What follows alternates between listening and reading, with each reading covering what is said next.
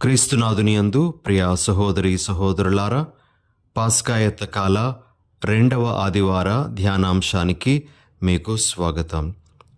ఈ ఆదివారం నాడు మనము ధ్యానించటానికి అబ్రహాము తన కుమారుడైన ఇస్సాకును బలిగా అర్పించిన ఘట్టాన్ని మనము మొదటి పట్టణంలో ఆలకిస్తూ ఉన్నాం. అదేవిధంగా యేసు దివ్యరూప ధారణ ఘట్టాన్ని సువార్త పఠనము మార్కు సువార్త 9వ అధ్యాయము 2 నుండి 10 వరకు ఉన్నటువంటి వచనాలలో మనము ఆలకిస్తూ ఉన్నాం. మరి ఈ 2 పట్టణాలను ఆధారంగా చేసుకొని మనము ఈరోజు కొంతసేపు దేవుని వాక్యాన్ని ధ్యానించుకుందాం. మొదటిగా ప్రియ సహోదరి సహోదరులారా, అబ్రహాము ఇస్సాకును బలిగా అర్పించినటువంటి ఆ ఘట్టం నుండి అబ్రహాము గురించి మనము నేర్చుకోవలసినటువంటి ఒక ప్రధానమైనటువంటి విషయము ఆదికాండము 22వ అధ్యాయం 12వ వచనము మరియు 16వ వచనంలో మనము చూడగలము. 12వ వచనంలో ఈ విధంగా మనము దేవుని వాక్యాన్ని ఆలకిస్తాము. దేవదూత, చిన్నవాని మీద చేయి వేయుకుము, అతనిని ఏమీ చేయకుము, నీవు నీ ఏకైక పుత్రుని నాకు సమర్పించుటకు వెనుకంజ వేయలేదు, కావున నీవు దైవభీతి కలవాడవని నేను తెలుసుకుంటుని అనెను. అదేవిధంగా 16వ వాక్యంలో ఈ విధంగా మనం చదువుతాం.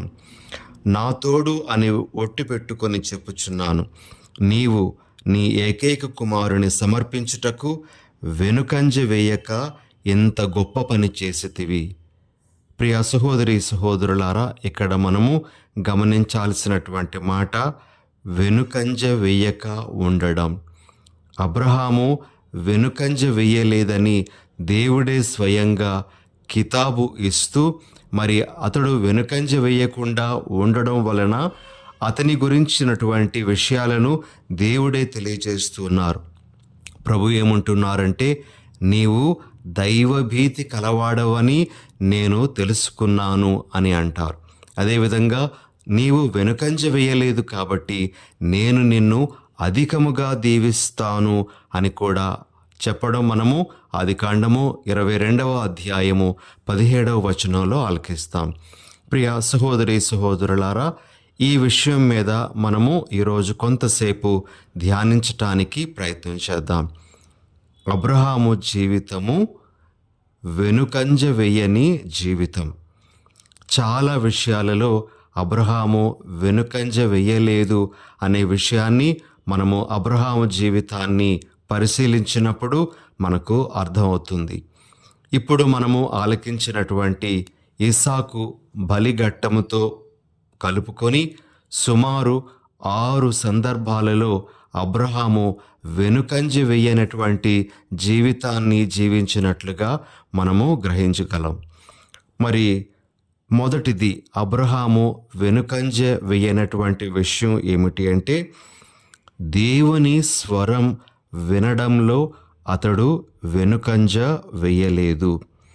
మనము ఆదికాండము 12వ అధ్యాయంలో దేవుడు అబ్రహామును పిలుచుకున్నటువంటి విషయాన్ని ఆలకిస్తాం. దేవుడు అబ్రహాముతో ఈ విధంగా అంటారు, నీ దేశమును నీ చుట్టుపక్కలను నీ పుట్టినింటిని వదలి నేను చూపు దేశమునకు వెళ్ళుము. ఇది మొట్టమొదటి వాక్యము దేవుడు అబ్రహాముతో పలికినటువంటిది. ఆ స్వరాన్ని అబ్రహాము ఆలకించి తాను ఎక్కడికి వెళ్ళాలో తెలియకపోయినా, తాను ఎంత దూరం ప్రయాణం చేయాలో తెలియకపోయినా, తాను వెళ్ళే స్థలంలో ఎలాంటి పరిస్థితులు ఉంటాయో తెలియకపోయినా అతడు దేవుని స్వరాన్ని విని వెంటనే ప్రయాణమై ఆ ప్రాంతానికి వెళ్ళడానికి సిద్ధపడ్డాడు. ప్రియ సహోదరి సహోదరులారా, కాబట్టి అబ్రహాము దేవుని యొక్క స్వరమును వినడంలో, అదేవిధంగా దేవునికి విధేయత చూపించడంలో ఏమాత్రము వెనుకంజ వేయలేదు అనే విషయాన్ని మనము ఇక్కడ గమనించగలం. మరి ఈరోజు మన జీవితాలను పరిశీలించుకుందాం. నేను దేవుని యొక్క స్వరం వినడంలో వెనుకంజ వేస్తూ ఉన్నానా? దేవుని యొక్క మాటను వినడంలో ఏమాత్రమైన అశ్రద్ధ చూపిస్తూ ఉన్నానా? దేవునికి విధేయత చూపించే విషయంలో నా జీవితం ఎలా ఉంది అనే విషయాన్ని మనము పరిశీలించుకోవాలి.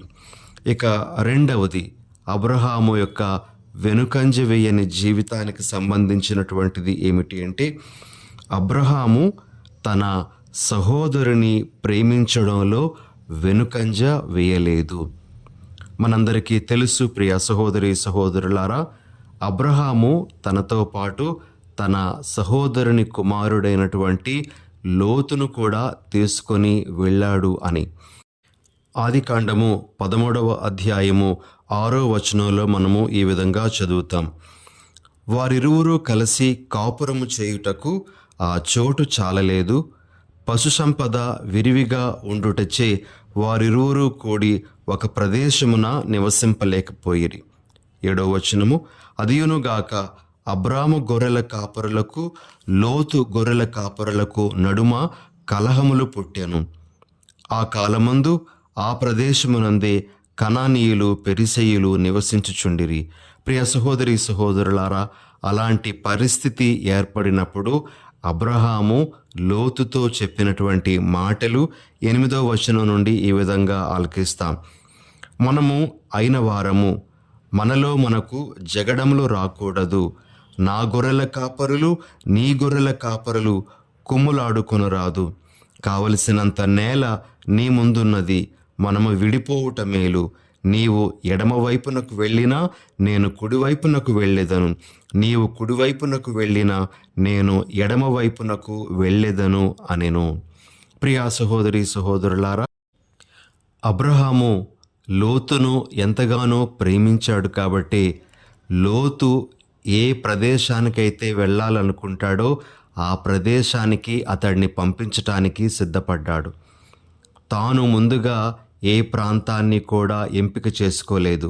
నేను ఇక్కడికి వెళ్తాను, నువ్వు అక్కడికి వెళ్ళు అని చెప్పకుండా లోతు ఎక్కడికి వెళ్ళదలుచుకున్నాడో అక్కడికే పంపివేయడానికి సిద్ధపడ్డాడు. మరి లోతు బాగా సారవంతమైనటువంటి ప్రాంతాన్ని ఎన్నుకున్నప్పుడు అబ్రహాము ఏమాత్రము తన మనసులో నొచ్చుకోకుండా లోతును ఆ ప్రాంతానికే పంపించడం జరిగింది. ప్రియ సహోదరి సహోదరులారా, ఈ ఘట్టాన్ని మనము ఆలకించేటప్పుడు అబ్రహాము లోతును ఏ విధంగా ప్రేమించాడో, తన సహోదరుని ప్రేమించటంలో ఏ విధంగా ముందున్నాడో మనకు అర్థమవుతూ ఉంది. ఈ విధంగా తన సోదరుని ప్రేమించడంలో అబ్రాము వెనుకంజ వేయలేదు అనే విషయాన్ని మనము గమనించాలి. ఇక మూడవ విషయం, అబ్రహాము జీవితంలో వెనుకంజ వేయనటువంటి సంఘటన ఏమిటి అంటే, అబ్రహాము దేవునికి దశమ భాగమును అర్పించుటలో వెనుకంజ వేయలేదు.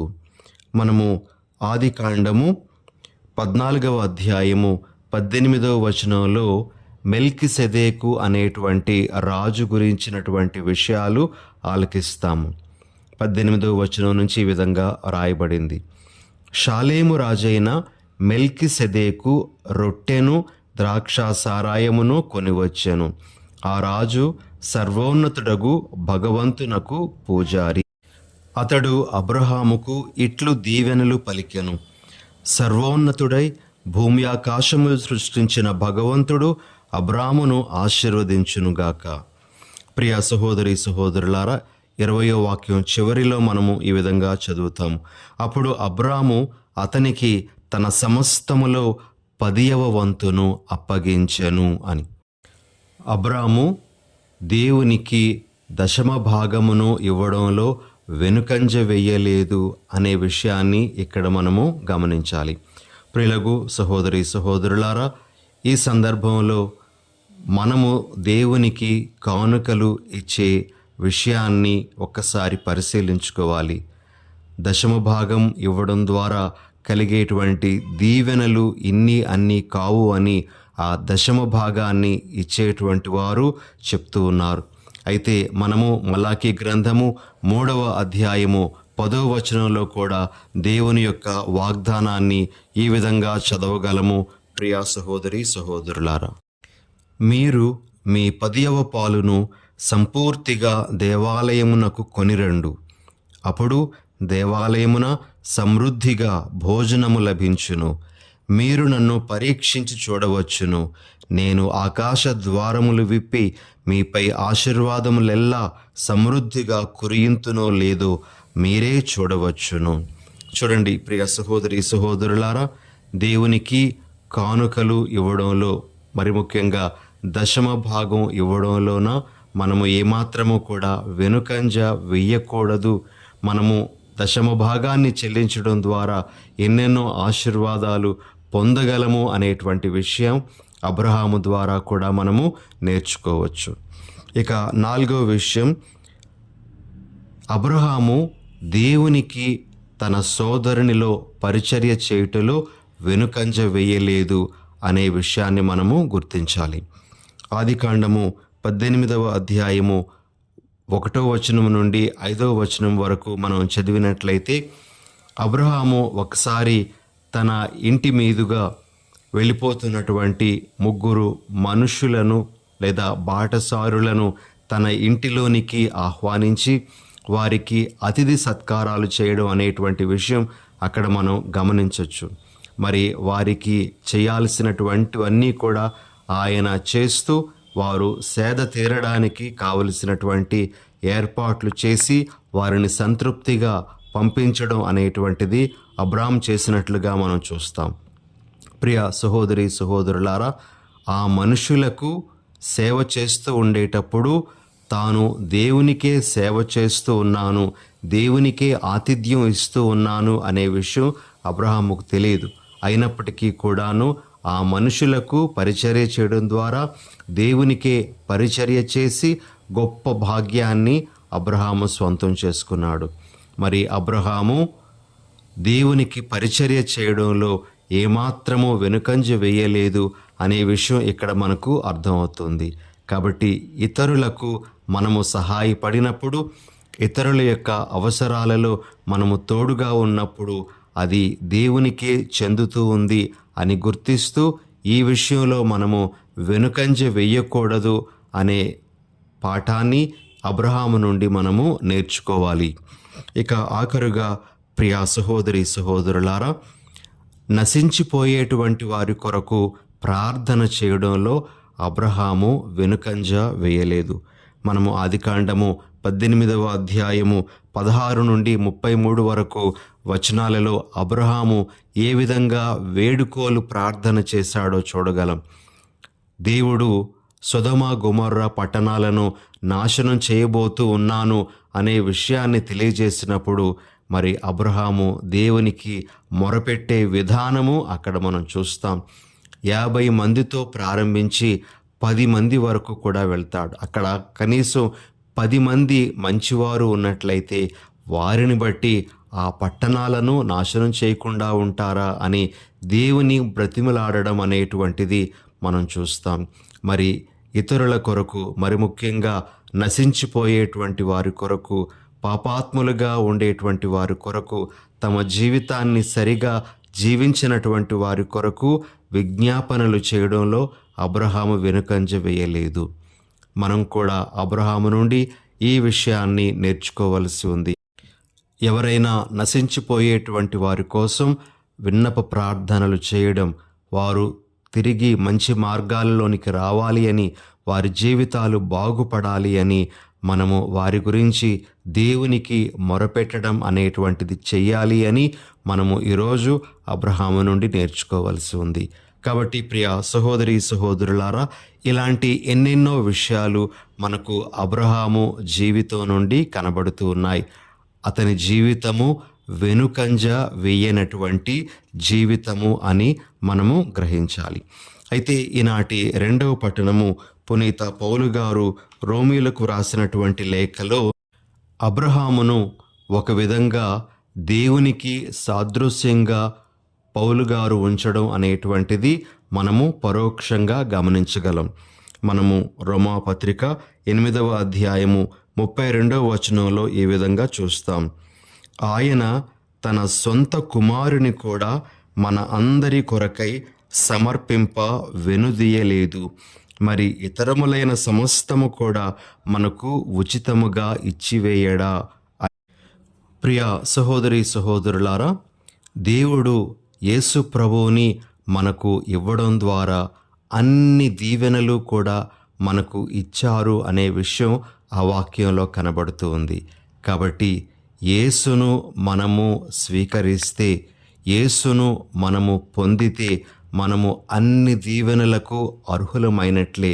అన్ని దీవెనలు కూడా మనము పొందగలము అని మనము గ్రహించాల్సి ఉంది. కాబట్టి యేసులో సమస్త ఐశ్వర్యం ఉంది. మరి ఆ యేసును మనం పొందినప్పుడు సమస్తాన్ని పొందుతున్నాము అనే విశ్వాసము మనకు ఉండాలి. ఈరోజు ఈ విషయాన్ని కూడా మనము ఈ పఠనాలను ధ్యానిస్తూ ఉండగా ప్రభు మనకు తెలియజేస్తూ ఉన్నారు. ఇక ప్రియ సహోదరి సహోదరులారా, సువార్త పఠనంలో మనము యేసు దివ్యరూప ధారణ గురించి ఆలకిస్తూ ఉన్నాం. ఇదివరలో చాలాసార్లు మనము యేసు దివ్యరూప ధారణ గురించి ఆలకించాం. మరొక్కసారి ఈ ఘట్టాన్ని ఈ పాస్కాయత్త కాలంలో మనము ధ్యానిస్తూ ఉండగా ప్రభువు మనకు తెలియజేస్తున్నటువంటి విషయాలు, మనము నేర్చుకోవలసినటువంటి ఒక 3 ముఖ్యమైనటువంటి విషయాలను మనము నేర్చుకోవడానికి ప్రయత్నం చేద్దాం. మొట్టమొదటి విషయం, యేసు దివ్యరూప ధారణ ద్వారా ప్రభు మనకు తెలియజేస్తున్నటువంటిది ఏమిటి అంటే, దేవుని కుమారుడుగా ఉండడం అనేటువంటిది కేవలము ఒక బిరుదుగా మాత్రమే కాదు, పేరుకు మాత్రమే కాదు. దేవుని కుమారుడుగా ఉండడం అంటే దానితో ఉన్నటువంటి బాధ్యతలను మొయ్యడం అనే విషయాన్ని మనము దివ్యరూప ధారణ ఘట్టం ద్వారా నేర్చుకోవాలి. తండ్రి యేసు ప్రభు గురించి ఇతడు నా ప్రియమైన కుమారుడు అని చెప్పినప్పుడు, ఇదిగో ఇతడు నా ప్రియమైన కుమారుడిగా, నేను ఇతని మీద పెట్టినటువంటి ఆ బాధ్యతలను స్వీకరిస్తూ ఉన్నాడు, ఈయన నేను అప్పగించినటువంటి పనితో ముందుకు వెళ్తూ ఉన్నాడు అని మనకు ప్రదర్శిస్తూ ఉన్నారు. కాబట్టి ఈరోజు మనము దేవుని బిడ్డలము అని చెప్పుకుంటే అది కేవలము పేరుకు మాత్రమే కాదు, మనం చెప్పుకునేది దానితో ముడిపడి ఉన్నటువంటి బాధ్యతలను కూడా మనము మొయ్యగలగాలి. ప్రియ సహోదరి సహోదరులారా, ముఖ్యంగా దేవుని బిడ్డ ప్రేమిస్తాడు అనే విషయాన్ని యోహాను గారు రాసినటువంటి మొదటి లేఖ 4వ అధ్యాయము 7వ వచనంలో మనము ఆలకిస్తాం. కాబట్టి మనము దేవుని బిడ్డలము అంటే ప్రేమించేటువంటి మనుషులము, ప్రేమించేటువంటి వ్యక్తులము అనే విధంగా జీవించాలి. ఇది మొదటి సందేశము, దివ్యరూపధారణ ఘట్టం ద్వారా ప్రభు మనకు తెలియజేసేది. ఇక రెండవ విషయం ఏమిటి అంటే, యేసు దివ్యరూపధారణ సమయంలో తండ్రి స్వరం, ఈయన నా ప్రియమైన కుమారుడు, ఈయనను ఆలకింపుడు అని పలికింది. ప్రియ సహోదరి సహోదరులారా, ఈరోజు మనకు వస్తున్నటువంటి రెండవ సందేశం ఈ దివ్యరూపధారణ ఘట్టం నుండి ఏమిటి అంటే, స్వయాన తండ్రి మనకు చెప్తున్నటువంటి మాట, ఈయనను ఆలకింపుడు, యేసు ప్రభువుని ఆలకించండి అని అంటూ ఉన్నారు. యేసు ప్రభుని బోధనలను మనము ఆలకించాలి. యేసు ప్రభు మనకు నేర్పిస్తున్నటువంటి జీవిత సత్యాలను మనం నేర్చుకోవాలి. యేసు ప్రభు మనకు చూపిస్తున్నటువంటి మార్గంలోన మనము నడవాలి. అదే మనలను రక్షణకు తీసుకొని వెళ్ళేటువంటి విషయంగా తండ్రి మనకు తెలియజేస్తూ ఉన్నారు. కాబట్టి ప్రియ సహోదరి సహోదరులారా, మరియమాత కూడా మనకు చెప్తున్నటువంటిది, ఆయన చెప్పినట్లు చేయుడు అనే విషయాన్ని ఈ దినాన మరొక్కసారి మన మనసులోనికి తెచ్చుకొని ప్రభు యొక్క స్వరాన్ని వినడానికి, ఆయన చెప్పినటువంటి విషయాలను ఆలకించటానికి మనము శ్రద్ధను కనబరచాలి. మనము బైబిల్లో చదువుతాం, పౌలు గారు రోమీలకు రాసినటువంటి లేఖ 10వ అధ్యాయం 17వ వచనంలో వినుట వలన విశ్వాసము కలుగును అని. మరి యేసు ప్రభు యొక్క బోధనలను వినడం ద్వారా మనము విశ్వాసంలో ఎదగగలము. దేవుని యొక్క మార్గాలలో మనము నిజంగా పయనించగలం. ఎంతోమంది యేసు ప్రభు యొక్క మాటలు విని తమ జీవితాలను మార్చుకున్నటువంటి వారు మనకు కనబడతారు. కాబట్టి ఈరోజు తండ్రే స్వయంగా మనందరికీ చెప్తున్నటువంటి మాట, నా కుమారుని మాటలు మీరు వినండి, ఆయన చెప్పినట్లుగా నడుచుకోండి అని.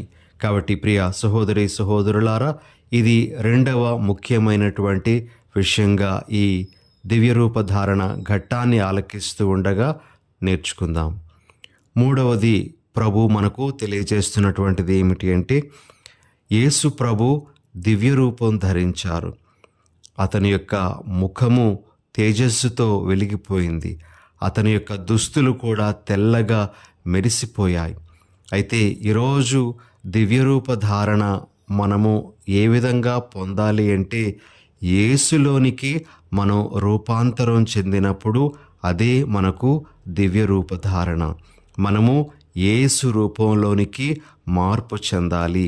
మరి పౌలు గారు గలతీలకు రాసినటువంటి లేఖ 2వ అధ్యాయం 20వ వచనంలో అంటారు, ఇక జీవించున్నది నేను కాదు, క్రీస్తే నాయందు జీవించుచున్నాడు అని. ప్రియ సహోదరి సహోదరులారా, ఈ దినాన్న ప్రభు మనకు నేర్పిస్తూ ఉన్నారు, మనందరము యేసులోనికి రూపాంతరం చెందాలి అని.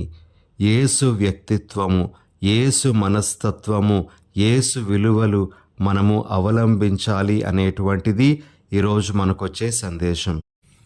ఆ విధంగా మన జీవితాలు యేసును పోలినటువంటి జీవితాలుగా మారాలి. మనము మార్చుకోవడానికి ప్రయత్నం చేయాలి. ఇటువంటి సందేశాలతో ఈనాటి దివ్య ఆరాధనలో మనము పాల్గొందాం. చిన్న ప్రార్థన చేసుకుందాం. పరిశుద్ధుడైన ఓ మా ప్రభువా, మీ పరిశుద్ధ నామానికి వందనాలు, స్తుతులు, స్తోత్రాలు. ప్రభువా, ఈరోజు అబ్రహామును మా ముందు ఉంచుతూ అతడు వెనుకంజ వేయని జీవితాన్ని జీవించాడు అని, మరి ముఖ్యంగా తన కుమారుని మీకు సమర్పించడంలో ఏమాత్రము వెనుకంజ వేయలేదు అనే విషయాన్ని మేము గ్రహిస్తూ ఉన్నాం.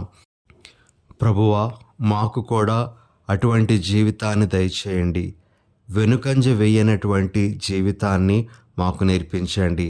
అబ్రహామును ఆదర్శంగా తీసుకొని మా సోదరులను ప్రేమించే విషయంలో కానీ, మీకు కానుకలు సమర్పించే విషయంలో కానీ, మీ స్వరాన్ని ఆలకించే విషయంలో కానీ, మీకు పరిచర్య చేసే విషయంలో కానీ, నశించిపోయే వారి కొరకు విజ్ఞాపన చేసే విషయంలో కానీ వెనుకంజ వేయకుండా ఉండే వరం మాకివ్వండి. అదేవిధంగా మా జీవితాలను యేసులోనికి రూపాంతరం చెందించుకునే భాగ్యాన్ని కూడా అనుగ్రహించమని మా ప్రభువైన యేసు పరిశుద్ధ నామమున అడిగి వేడుచున్నాం తండ్రి. ఆమెన్.